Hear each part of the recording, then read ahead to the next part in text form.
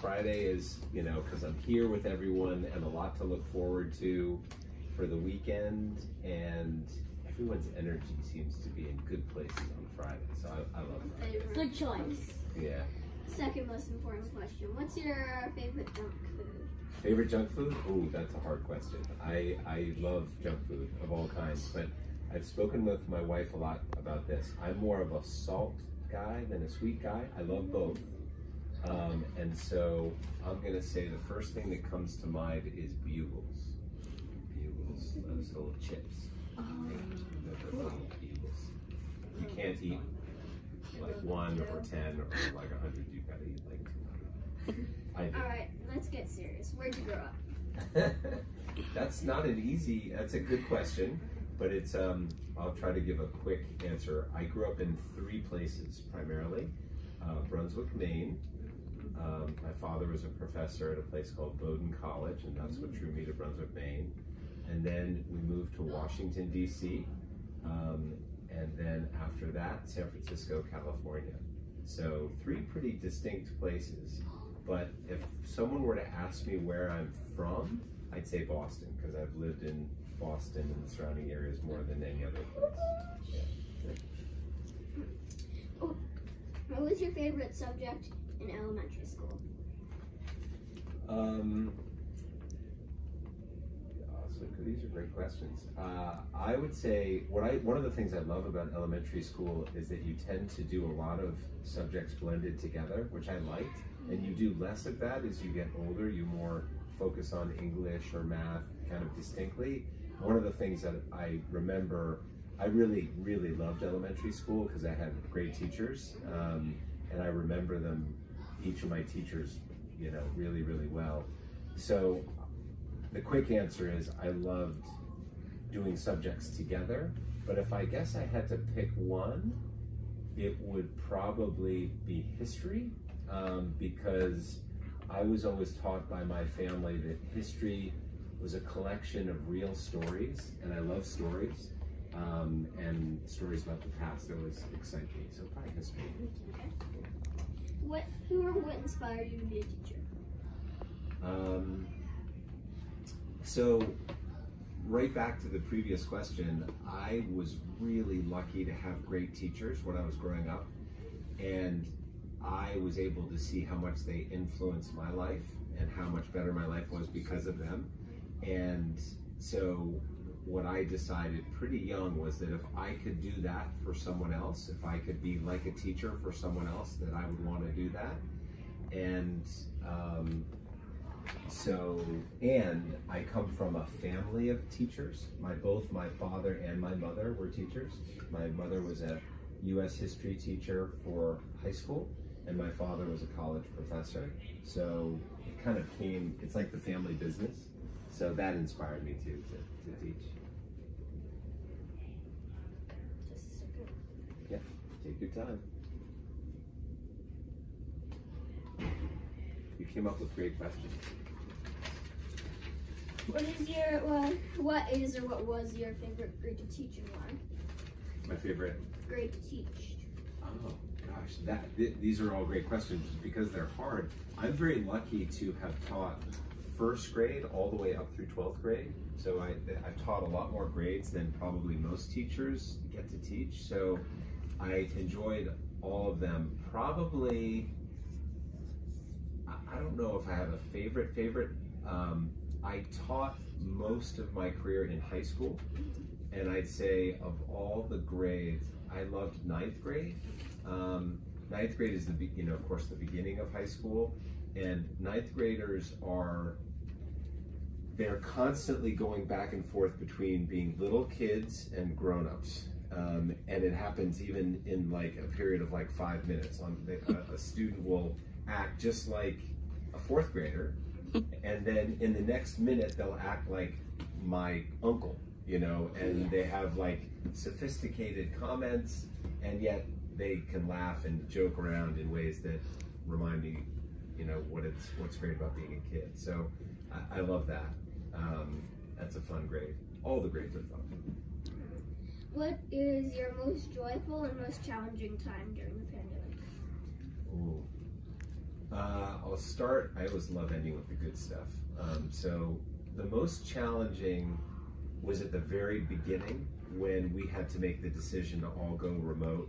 I don't know if you all remember that. Yeah. It was in March. It was right before spring break, and that was hard. I think the hardest part was actually after spring break when we were remote, and we realized that the pandemic was not just going to come and go quickly, that it was going to be around for a while, and that was really hard to start planning, and I know it was for all teachers as well, because we didn't know what was going to happen next. So it's very hard to plan for something when you don't know what's coming.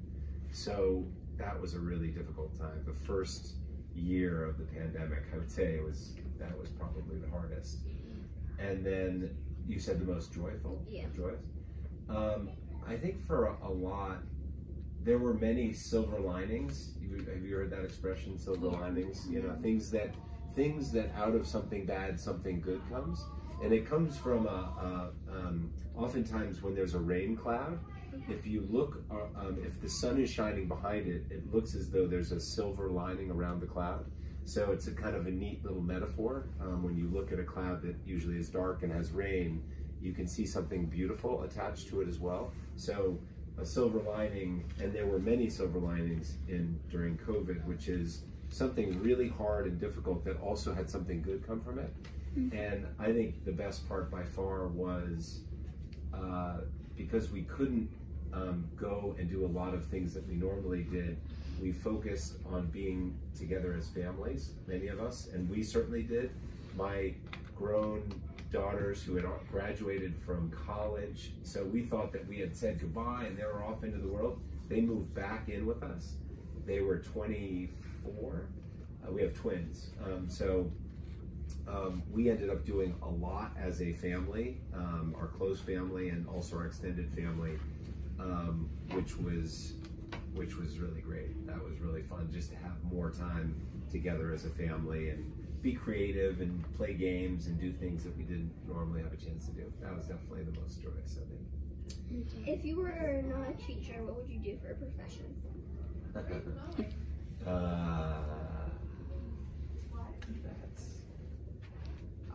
You know, a lot of people have asked me since I'm leaving Milton what I'm going to do next, and a part of what I'm doing next is to explore that question. So to try to figure out if I weren't going to be a teacher or a head of school, and maybe I'll come back and be a head of school again, but maybe not. Maybe I'll do something totally different.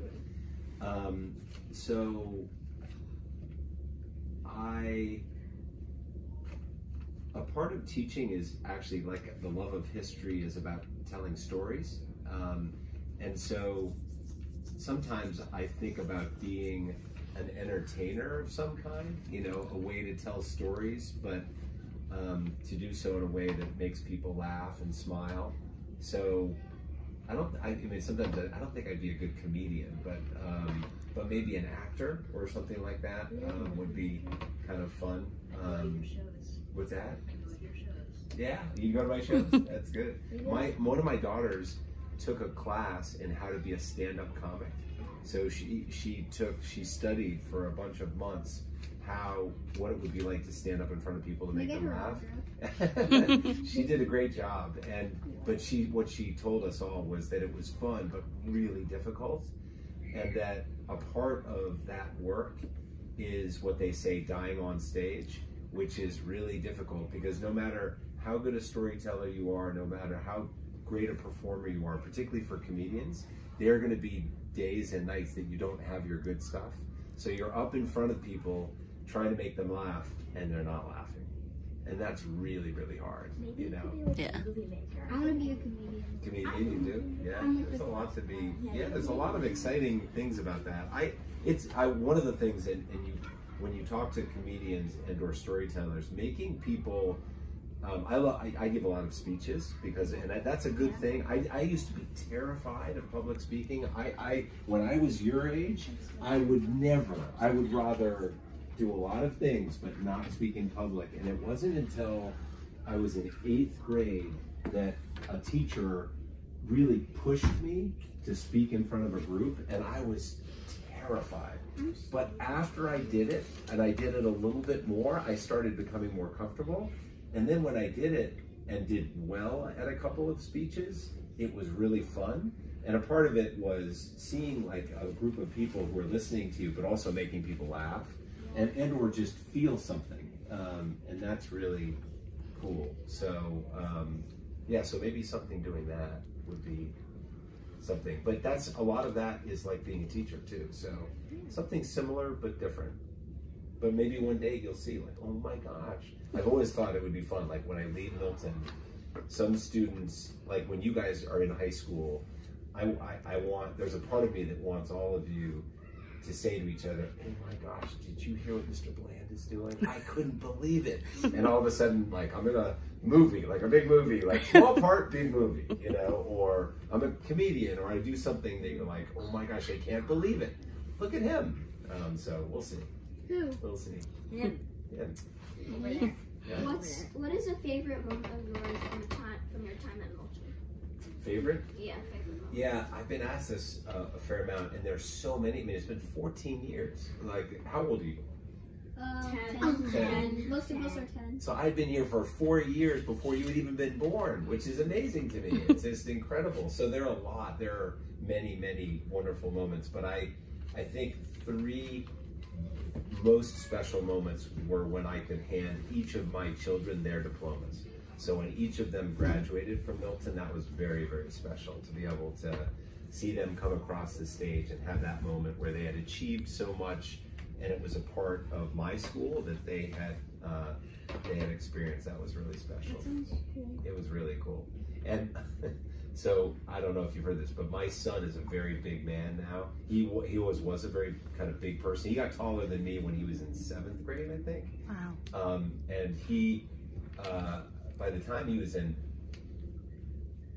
senior at Milton, he was captain. Actually, he was captain of the football team, captain of the basketball team, and captain of the lacrosse team. And he was about 6'4", 6'5", maybe 220 pounds or so. Really big guy.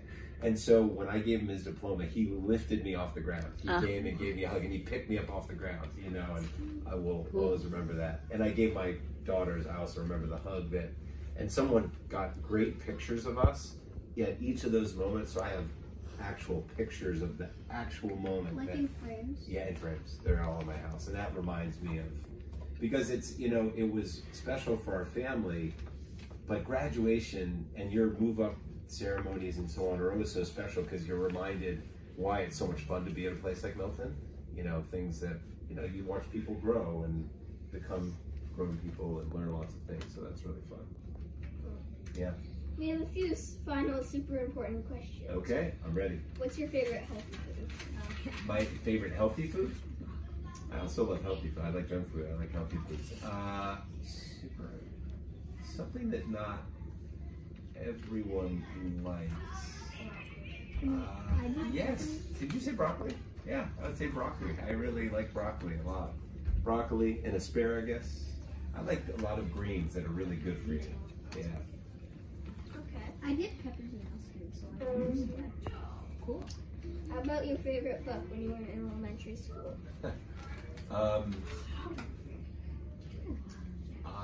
So when I was younger, I loved Ferdinand the Bull. I don't know if you've ever. Oh, yeah. I read that. Yeah, that's probably, that may be my favorite book of all time. You know, like, and yeah, there are parts of it that are, but it's also kind of hopeful and good. Like, you don't always have to be tough to be a good person. The forces are funny. Yeah, yeah. So I'd probably say my first favorite book was Ferdinand.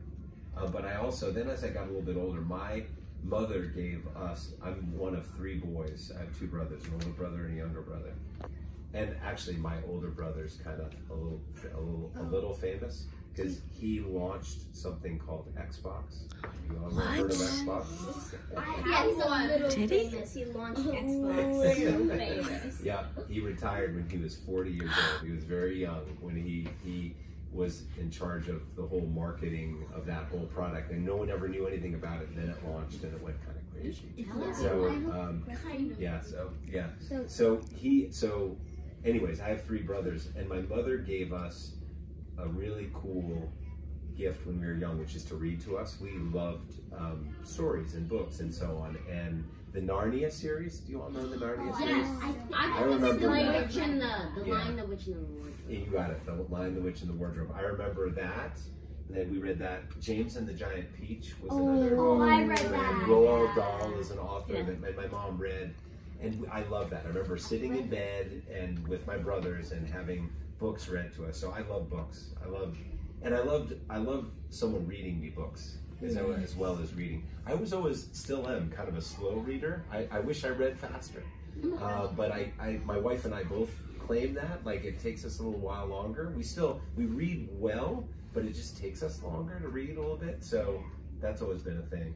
Yeah. I like to consider the words. Me too. Take a little time. For some reason, I now think that a lot of your family is very famous because your uncle is very famous and your older brother is also very famous. Yeah. He was, one of the things he would say, he's just a little bit, because it was a team of people that did it. It wasn't just one person. It was a whole. So he was in charge of. He didn't build Xbox, but he was in charge of launching it, which meant introducing it to the world. Basically, marketing. Being the commercials, You got it. All the commercials. And you guys will like this one. I remember this. So right when he was responsible for one of their most famous early ads. And I called him afterwards and I said, look, I'm dedicating my life to raising the next generation of children and having them do good things.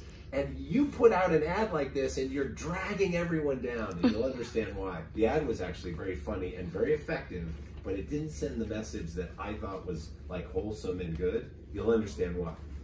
So the scene is that there are a group of young people, teenagers, sitting on a couch, and they're in front of a TV screen, and they've got gaming consoles, right? So you can't really see what's on. And the window's open, and you look outside, and it's a gorgeous day out. The birds are singing, people are having a great time, and so on. And all of a sudden, and these guys they're starting to game, right, with each other. And one of them says, hey, stop, wait a second. Like, look outside, it's beautiful outside. We shouldn't be in front of a TV screen playing Xbox. We should go outside and enjoy nature. And then they all look at each other and go, nah. And this big X comes up. Xbox, and I'm like, that's just so cool. and everyone loved it. That sounds like something I'm like, that is not the messages we're trying to send. I call him, he's like, I know it's kind of bad, but it really works. Persuasive. Really like it. It's very persuasive. We did persuasive essays, and instead of writing about an item that we wanted to persuade, we did commercials. Yeah. And they had a lot of fun with that. And you'll see what's effective. What can work is not always good for us. That happens. So, anyways, interesting. I thought you might like that as a class. Yeah. And your favorite TV show when you were a kid? Speaking of TV. Yeah, baby. It was very, you guys can kind of watch cartoons whenever you want. I can't. But, I can't. Yeah. Weekends. Yeah. Well, so we used to, we were only able to watch one TV show a week, and cartoons on Saturday morning. That was it. That was our only TV that we were allowed. And so I loved Saturday morning so much because we could watch TV and we watched cartoons. And so probably my favorite early TV show was Bugs Bunny. So yes, I love Bugs Bunny. I still love Bugs Bunny.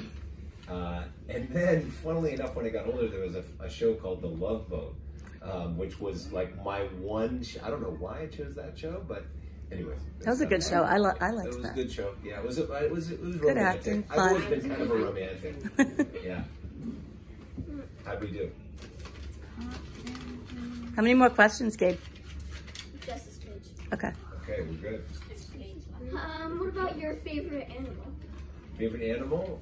Quick one, dog. I love dogs. I've always had dogs ever since I was little, and we have a dog now named Hutch, and he's a 3-year-old yellow lab. You should bring him to school. He's great. You may remember I sent out videos when he was a little puppy during COVID, and he's big now. He's like 70 pounds. Yeah. Bring him to school tomorrow. A favorite kids movie. Favorite kids movie? Yeah, Ferdinand was up there, I think, because it followed my favorite book. Kids movie, I would say I love all of Disney. We watched, I'll say Beauty and the Beast. Also a romantic story. Mm-hmm. Yes, exactly. And a favorite song that was on the radio when you were about our age. A song called Hold the Line by Toto. I think I might know. Yeah. That was one, and then another one, actually probably even slightly more favorite, was called the Lido Shuffle. Lido Shuffle by Boss Skaggs. I love that song. Yeah. That was probably my favorite, or one of my first. I love Boss Skaggs. And when I moved, I told you I lived in Washington, and then we moved to San Francisco. When we moved to San Francisco, Boss Skaggs lived 3 doors down from us. So my favorite song, the Rockstar, was 3 doors down from us. That is so cool. Did you like ask him to complain? You know what? I only saw him like once or twice, and I was always nervous to say anything. Did you ask for his autograph? I should have. I Hey, did. what's up, neighbor? You're like, what's up? Love your songs. How did you know that it was him? If you could paint a picture of a moment in time where you say to yourself, "This is what I live for. This is my happy place," what would it be? Can you start the first part of the question again? So we know, or not that one. If you could paint a picture of a moment in time, where you say to yourself, "This is what I live for. This is my happy place," what would it be? Yeah, it's very specific. It's a place called Mount Batty in Camden, Maine, and that's where I proposed to my wife. It's on top of the mountain. Yeah. On top of the mountain. On top of the mountain. And 5 years before that, when we were just 18 years old, I brought her there because it was my favorite place even before I proposed to her. And I said, the next time I bring you here, I'm going to ask you to marry me. And 5 years later, I brought her back. So she knew in advance? She did. That's great, though. She had an idea. She Yeah. wasn't positive, but she was pretty sure. And I told her we're going to go back to Camden. We're going to go to the top of this mountain. She started crying, and I'm like, uh-oh, is that a good cry? Bad cry? It was a good cry. She was just very emotional, so it was good. But I had a moment where I'm like, uh-oh, she wants to let me down easy and say nope. No. She said yes. So we know you never worry alone. How'd you come up with that now famous saying? For the life of me, I don't remember. I don't remember where I first learned it, but but I would say it was during my time at Milton, that it became kind of something that I really believe in and started talking a lot about. Oftentimes I attribute it to, I probably would attribute it to my mom. My mom was really good at trying to help us be open about things that we had a hard time with. So I don't know if she came up with the expression, but she's probably the person that first helped me understand how much of a strength it is to have others help you as opposed to hide stuff. So I'll give my mom the credit. She deserves it. She went to Milton Academy. I didn't go to Milton Academy. My parents went to Milton Academy. And they met here? They met How here. rude. Yeah, I know. How about that? My kids went here, my parents went here, but it skipped a generation. But I'm the head of school. Okay, yes. But your Uncle Stevie. I guess that's fair. Yeah. Yeah. Last last question. So many people will want to know what you're up to once you leave Milton. Will there be a way for people to follow you on social media? Or is there an upcoming movie that you might be starring in? Or a big book you're working on? In other words, what's next for Mr. Bland? Those are great questions. The short answer is there will be ways for me to send messages back, you know, kind of things that I've been up to, probably through your teachers. But I'm not really on social media, and people have asked me that, and so no, that you won't be able to follow me. I'm not going to create a blog. So I'm going to go a little bit off the grid for a while, which is going to wander and do things without people knowing what I'm up to, which is good because in a role like being the head of school at Milton, everyone kind of knows what you're up to all the time. So I'm going to do less of that. Stepping out of the spotlight. Yeah, you got it. Stepping out of the spotlight. And the next thing is really, particularly in the next year, is to enjoy being a granddad. We became grandparents. My grandson just turned 3, so we're going to enjoy that. We're going to travel a lot, and I'm going to take time, and we talked about this before, but to take time without knowing what I'm going to do next, to think a lot about what I want to do next. And I haven't had a lot of time to think about that because being a head of school at a place like Milton keeps you very, very busy all the time. So I'm going to take some time and think a little bit like, I wonder what's next. So that's really what I'm going to be up to, those things. Yeah. So for my question, I just want to know, so who's going to be the principal for next year? For the lower school or the head of school?